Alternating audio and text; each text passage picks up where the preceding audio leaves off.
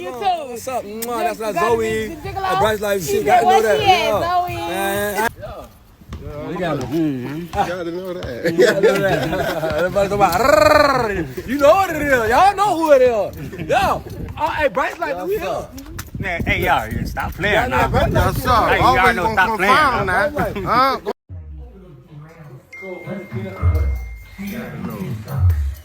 Yeah. I'm the big brother though. You heard me? Yeah, I'm the big brother.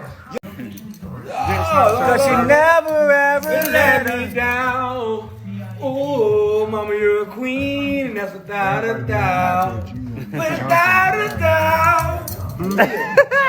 Told by devilish people and God-fearing people giving up on the faith due to joys that take over their sanctuaries with no remorse. The month of January brings floods. The month of February brings suffocation. The month of March brings sorrow. The month of April brings depression with no remedy. The month of May brings heartache and pain. The month of June and July and August brings storms of evil. On the night of June 24, 2024, chaos erupted in Bradenton, Florida, when a popular rapper killed his entire family after being exposed for sleeping with his cousin, unleashing a wave of violence that tore through 3 different parts of Bradenton and Palmetto, Florida. By the end of the night, 3 people were dead: his mother, his cousin, and another man caught in the chaos of his rampage. Police first responded to the Motel 6 at 660 67th Street Circle East in Bradenton, where they discovered 48-year-old Tatanisha Warick shot inside her room. A mother of 11 and the woman who had spent her life trying to save her troubled son. Minutes later, another tragedy unfolded across town at the 900 block of 26th Street East in Palmetto, where her cousin, Koya Bryce, was gunned down at a family cookout. And before the city could even process what was happening, a third shooting erupted miles away, claiming yet another life. At the heart of it all was 29-year-old Javvante "Scooter" Bryce, a local rapper and former college athlete whose life had spiraled from promise to obsession. Man, y'all doing that's mama, man. But she never ever let us down. Oh, mama, you're a queen, and that's without a doubt. But what no one knew that night was that this rampage was years in the making, rooted in love, secrecy, and a bond that should have never been crossed. This is the life and death of Tatanisha Warick, her cousin Koya Bryce, and 2 others who lost their lives in one of Bradenton's darkest nights. Tatanisha Warick was born on July 18, 1975 in Bradenton, Florida, to Jacqueline Sanders and Anthony Warick Sr. She grew up in a large, close family that valued faith, connection, and community. All her 7 siblings remember her as the one who always looked out for everyone else. From an early age, she carried a gentle nature and a nurturing heart, qualities that would later define how she raised her own children. But her childhood wasn't always easy.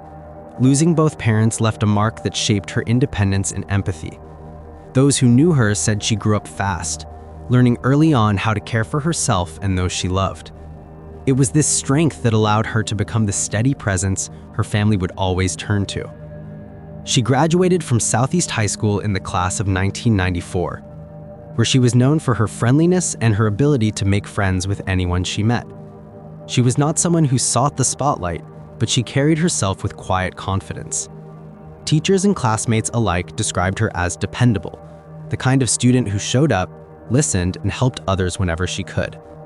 As she grew into adulthood, her focus became clear: family. She didn't chase material things or personal fame. Her life revolved around caring for her loved ones, especially her children. But before she became a mother, she was a daughter and sister determined to create a stable future, something she had always longed for after losing her own parents. That determination would shape the relationships she built next. Tatanisha later met Antoine Scott Sr., the man who would become her husband and lifelong companion. Their relationship began with friendship and grew into a partnership built on shared values, family, faith, and perseverance. Together, they faced struggles that came with raising a large household, but they faced them with unity. See what the case say. What it say, Uncle P? Mr. Bouncer.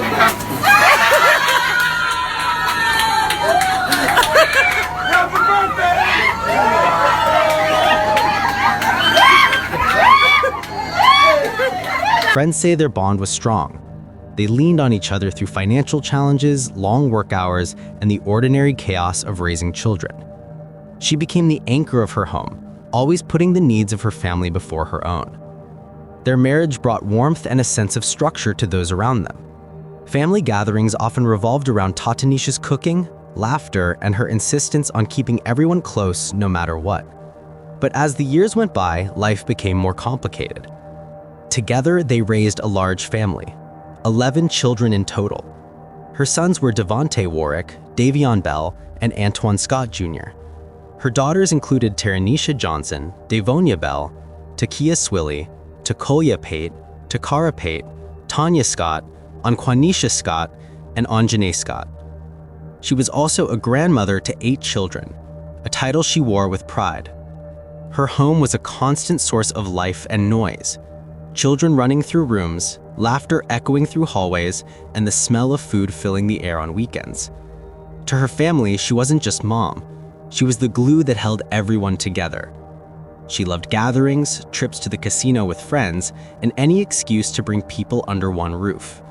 Her faith in God grounded her, and she made sure her children understood the value of prayer and resilience.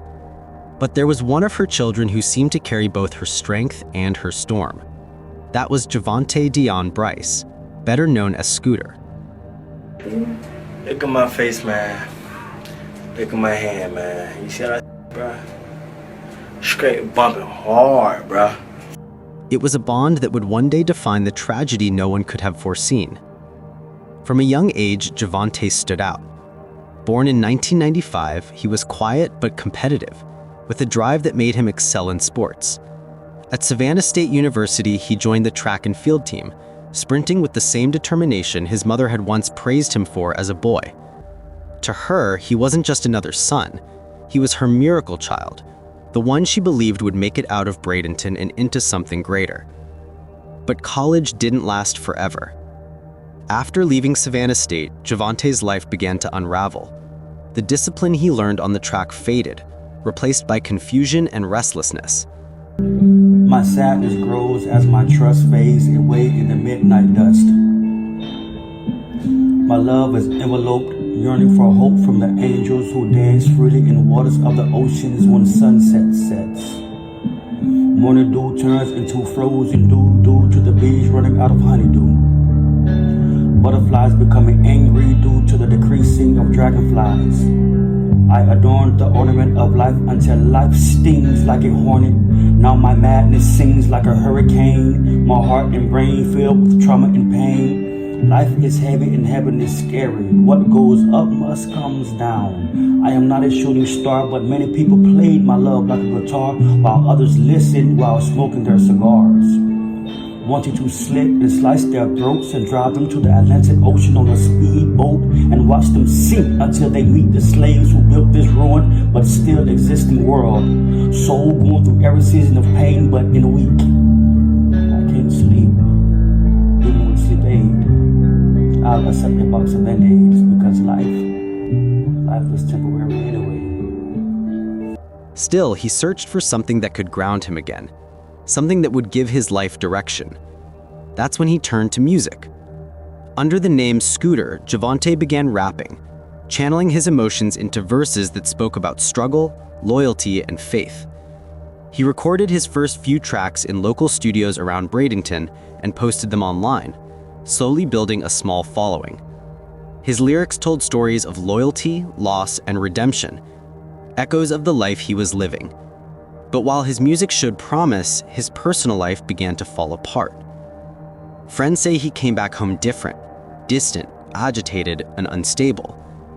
At first, Tatanisha thought it was just stress, that he needed time to adjust.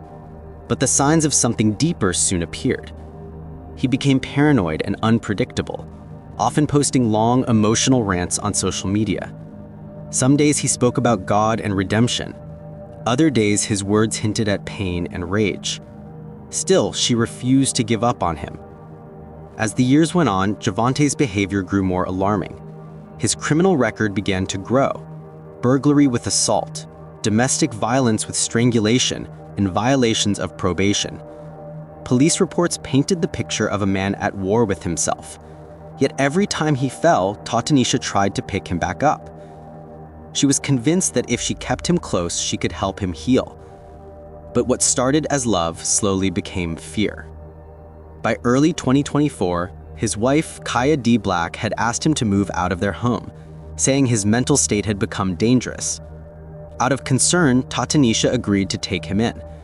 But soon after, she realized that his presence put everyone at risk, including her younger daughters. So she made a difficult choice.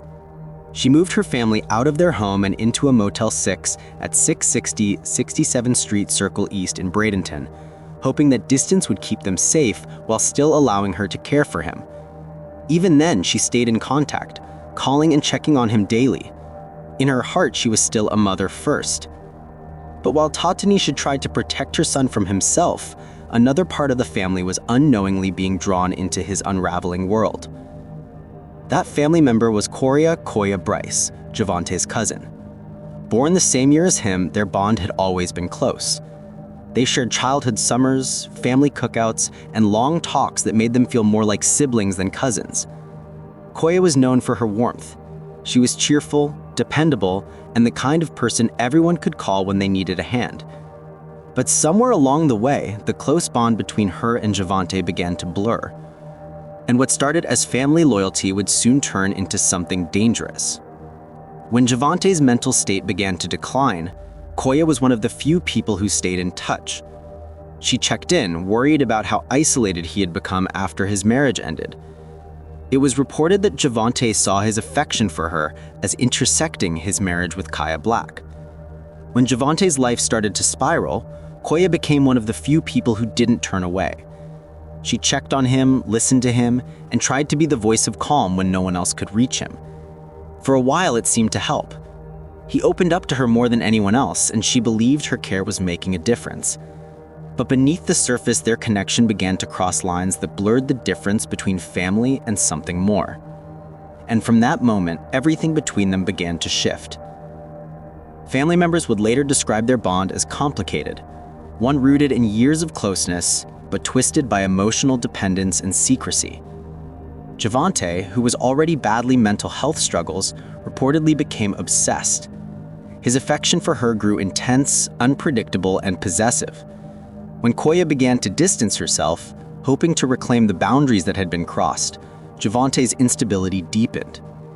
Friends later said she tried to move on, erasing photos, changing her routines, and limiting contact. But it wasn't that simple. Javvante saw her withdrawal as betrayal. Online, he began making strange posts, sometimes professing love, other times hinting at anger and revenge. His emotions swung like a pendulum, and Koya became the center of it all. What looked like family loyalty had turned into dangerous fixation.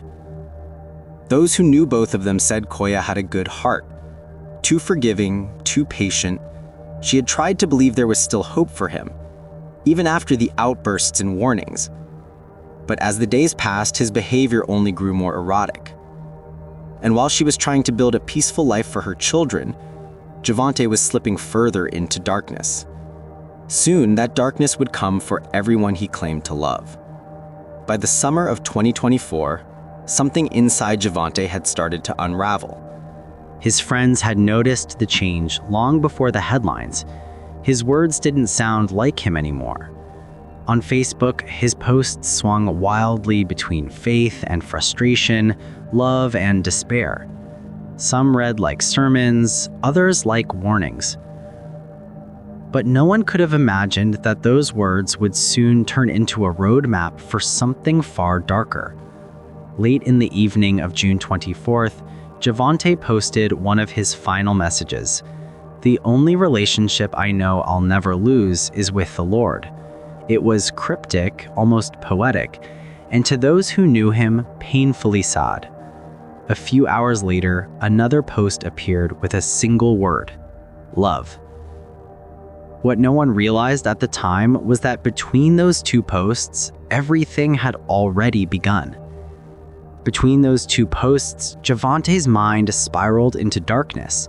He first went to the Palmetto Trace apartments, where his sister Serenity and his ex-girlfriend, the mother of his children, lived. There, he threatened to kill his ex. Serenity begged him to stop, somehow managing to calm him down enough to leave. But peace was only temporary. Minutes later, Javvante drove toward the Motel 6 where his mother was staying. He walked into the room and looked at her. He said, "I'm sorry." Confused, she asked, "What did you do?" Seconds later, he pulled the trigger. The shot that ended her life was the same one that shattered a family. Her boyfriend and 2 young daughters screamed as they witnessed the horror. Javvante fled the room without saying another word, leaving behind the woman who had spent her life trying to save him. But the violence didn't end there. Moments later, a new post appeared on his Facebook timeline. It read, "I love you, bae," tagged to Coria Bryce, his cousin. And then came the words that chilled everyone who saw them. "See you in hell." It was no longer a cry for help. It was a confession in progress. 17 minutes after his mother's death, Javvante drove straight to the 900 block of 26th Street East in Bradenton, where Coria was attending a cookout. She was smiling, chatting, enjoying a quiet summer evening. When she noticed his car, she froze. Something in his face told her this wasn't just another visit. She tried to get into her car, but it was too late. Gunshots shattered the laughter that had filled the air. Neighbors came running, calling out her name, but by the time paramedics arrived, Coria's body was limp. She was rushed to the hospital, but the damage was too severe. Not long after, she was pronounced dead. The news spread through the family like wildfire, but before anyone could process what had happened, more tragedy was on its way. While relatives were calling each other in disbelief, Javvante was already moving toward his next destination. At around 10 p.m., he arrived at the home of Chanel Carter, one of his former girlfriends and her new partner. Witnesses said he walked inside without hesitation. Moments later, another round of gunfire echoed through the neighborhood. Chanel survived, but her boyfriend did not. By now, the entire county was on alert. Police departments across Florida were receiving frantic calls, each tied to the same name, Javvante Dion Bryce. But Javvante was still on the move. As if trying to justify what he'd done, he began posting again. His final messages read like farewells mixed with fury. "Pig, I love you, but you had to go," he wrote, before tagging Kaya D. Black, his estranged wife, in another message. "Baby, I love you too." Minutes later came the last and most chilling line. "Since I can't catch you, I'ma catch your brother." It was clear he was heading north, to Georgia, and anyone who knew him understood exactly who he was looking for. By then, Javvante wasn't the same man his mother had raised or the son she had once prayed for. He had become someone lost in his own darkness, someone no one could save anymore. At around 1:30 a.m., deputies in Hamilton County, Florida, spotted his vehicle on the highway. They had been tracking him since the last shooting, following license plate alerts shared by Manatee County.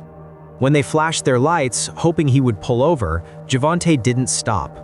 Instead, he slowed down, opened the door, and stepped out with a gun still in hand. What happened next ended everything. Officers shouted for him to drop the weapon. He didn't. Within seconds, he began firing toward them, bullets cracking through the early morning air. The deputies returned fire, striking him before he could reload. When the gunfire stopped, Javvante Bryce, known to his family as Scooter, lay motionless beside his car.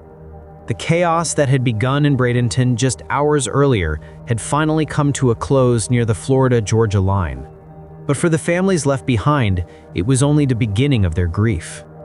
In the hours that followed, news of the rampage spread quickly across local and national outlets. Reporters gathered outside the Motel 6 on 67th Street Circle East, filming the shattered windows in the yellow tape that now surrounded what had once been a temporary home for safety. The same motel where Tatanisha had prayed for peace now stood as a symbol of unimaginable loss. Meanwhile, outside Coria Bryce's home on 26th Street East, candles and flowers began to appear on the sidewalk. Their friends couldn't understand how someone they had seen laughing at a cookout just hours earlier could be gone. Some still couldn't bring themselves to say her name without breaking down. And as the sun rose over Bradenton that morning, the city was silent. Schools opened late, church bells rang, families stayed inside, stunned by what had unfolded overnight. The violence had ended, but the questions had just begun. Investigators spent the following days retracing Javvante's movements. They pieced together the timeline through phone records, eyewitness accounts, and the trail of social media posts he left behind. What they found was both heartbreaking and haunting.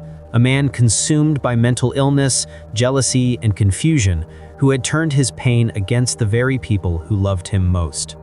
Tombstones started to shatter from faithful sinning. Roots of love started to become rotten, not from unsanitary water, but from those who watered the roots of poison. Secrets are arising from the deepest of the oceans, clouds becoming darker than the bottom of the ocean. Prayers turning into diabetes with no change. Sins are becoming more thirsty than the dry desert, even with the drops of the rain. Memories becoming forgettable, hearts becoming broken by belief in fairy tales told by devilish people, and God-fearing people giving up on faith due to joys that take over their sanctuaries with no remorse. The month of January brings floods. The month of February brings suffocation. The month of March brings sorrow. The month of April brings depression with no remedy. The month of May brings heartache and pain. The month of June and July and August brings storms of evil. The month of September and October brings fallen burdens. The month of November brings fire while during a snowstorm. The month of December brings the preparation of a new and better life. Because in every month I've prayed, so no more rainy, sorrow, loss, unfamiliar days to come. I thank you, Lord, for my exodus and a new chapter. Those who knew Tatanisha said she had seen the warning signs, but never believed it would come to this. To her, Javvante was her son, a soul worth saving. She couldn't give up on him, even when others said it was time to let go. Her last act had been to open the door when he came knocking. For Coria, the tragedy felt even crueler. She had stood by him when few others would. She had believed he could change. That belief, born out of love and loyalty, would be the very thing that cost her life. And for everyone else, the partners, the friends, the neighbors who watched this unfold in real time, it became a chilling reminder of how quickly love can turn into loss when help doesn't come soon enough. Days later, 3 families gathered in Bradenton to mourn. At St. John Deliverance Temple, where services for Tatanisha and Coria were held, rows of pews filled with loved ones dressed in white. Photos of smiling faces stood near the altar, surrounded by flowers and the sound of quiet sobs. Pastors spoke about faith, forgiveness, and the pain of unanswered questions, but there were no easy words. In the crowd sat children who had lost a mother, cousins who had lost a sister, and a community still struggling to understand how one night could shatter so many lives. When the caskets were carried out, the silence said everything. Outside, the families hugged one another, whispering prayers and trying to find strength in the only thing that had survived, their love for the ones they'd lost. The story of that night remains one of Bradenton's most haunting tragedies. It wasn't just a story about violence. It was a story about broken trust, untreated pain, and a mother's love that tried to hold back the tide of madness, but couldn't. In the end, 3 people lost their lives, including the man responsible. Yet even through the grief, those who knew Tatanisha and Coria hold on to one thing: their kindness. They were women who loved fiercely, forgave easily, and believed in the good inside people, even when that belief came at the highest cost. And that's what makes their story so heartbreaking. Because it wasn't just one family destroyed, it was a reminder that love, no matter how strong, sometimes can't save the ones we wish it could. If this story gripped you, we've covered other chilling cases just like this one. Check out the links in the pinned comment below for more true crime stories we've already published. You won't want to miss them. What do you think about it? Let us know what you think in the comments below, and if you found this story intriguing, please like, share, and don't forget to subscribe for more stories like this.